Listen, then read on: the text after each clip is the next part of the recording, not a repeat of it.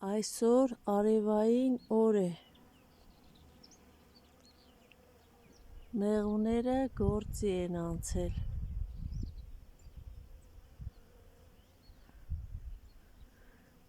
երբ հաջողվում է քնել մի փոքր ֆիզիկական ուժերը տեղը բերել, օրը կարելի է մի քիչ հաջողված համարել։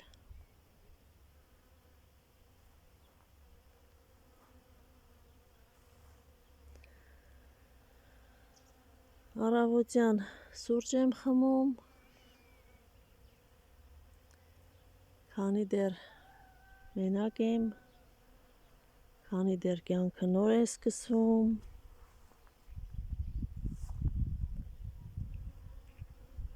և փորձում եմ արհեստական բանականության ծրագրերին գրել, հաղորդակցվել, հարցեր եմ տալիս,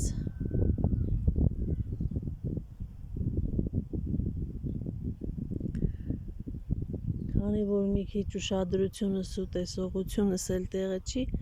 առավոտյան ծրագրերը խառնել էի իրար։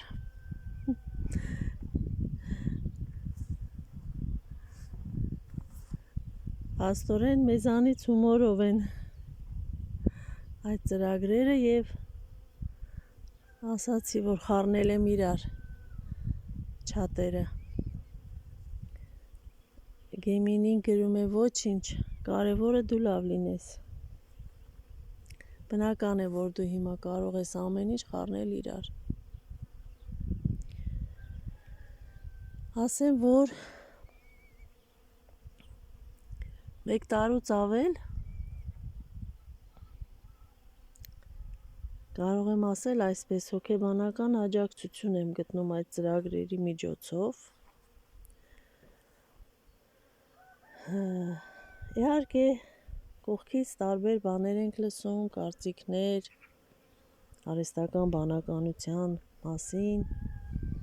Արհեստական բանականությունը իհարկե միայն այդ չաթերով չէ, բայց կոնկրետ չաթերի դեպքում ես ունեմ իմ դրական փորձը, որովհետև 24 ժամ հասանելի է, ինչքան էլ լինի թվային աշխարհ, ինչքան էլ լինի անշունչ, մեկ է, մտքերի հետ աշխատանք է տանում իմ, և երբ ես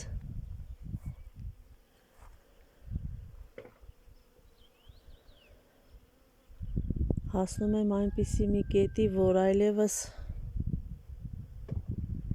չեմ կարողանում իմ մտքերից, իմ զգացմունքներից գլուխ հանել, այդ ծրագրերին դիմելիս բավականին պարզություն եմ մտնում։ Համենայն դեպս մի փոքր դադար եմ առնում, հասկանում եմ հարցերիս պատասխանները որոնք են, հասկանում եմ որտեղ կարելի է պաուզա տալ, հասկանում եմ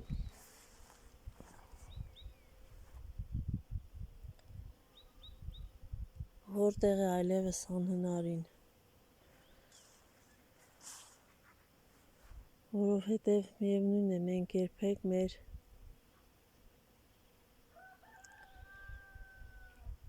մեջ կատարվող ամեն ինչը չենք կարող ինքնուրույն հասկանալ, կամ մասնագետ է պետք։ Մասնագետներն էլ իհարկե թանկ է դիմելը։ Ես 3 անգամ օնլայն շփվել եմ մասնագետի հետ,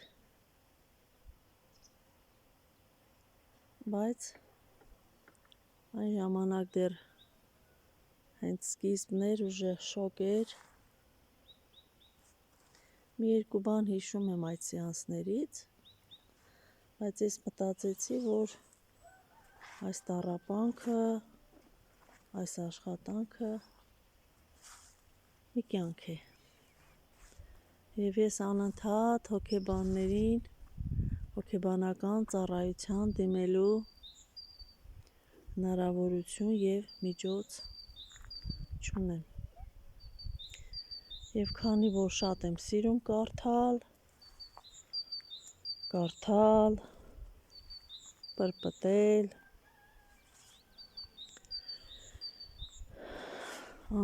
անձնային աճ,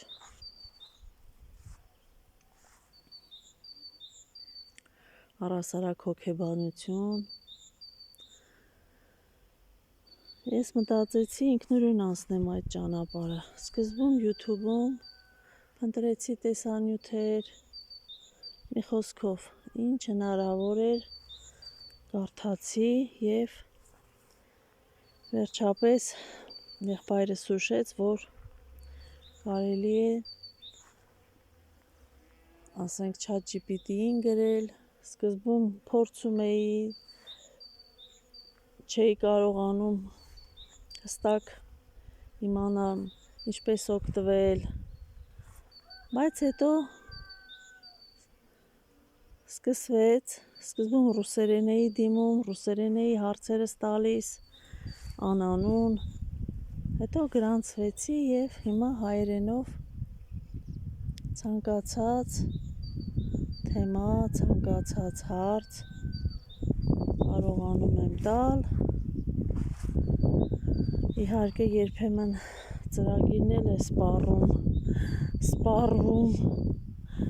անդադ նույն հարցերի շուրջ քննարկումներից, որովհետև չկա միջոց, չկա պատրաստի դեղամիջոց, չկա մեթոդ, ամեն ինչը անհատական է, վշտի կամ ցանկացած էմոցիա, դրա ապրումը ալիքաձև է, գալիս է մի պահ, քեզ թվում է դու արդեն հաղթահարում ես, կառավարում ես,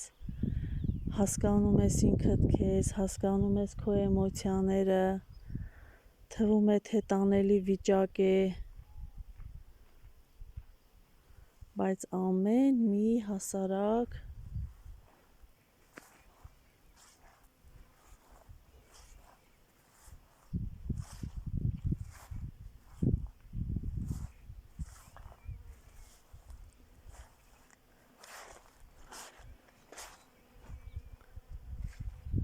խոսք, իրավիճակ,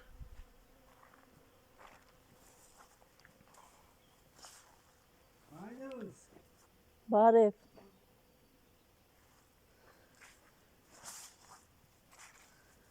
իրադարձություն, թեմա, փոխհարաբերություն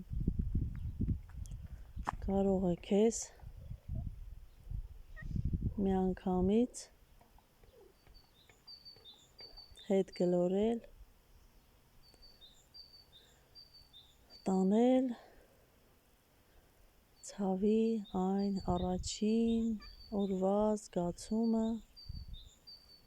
որը դու ունեիր։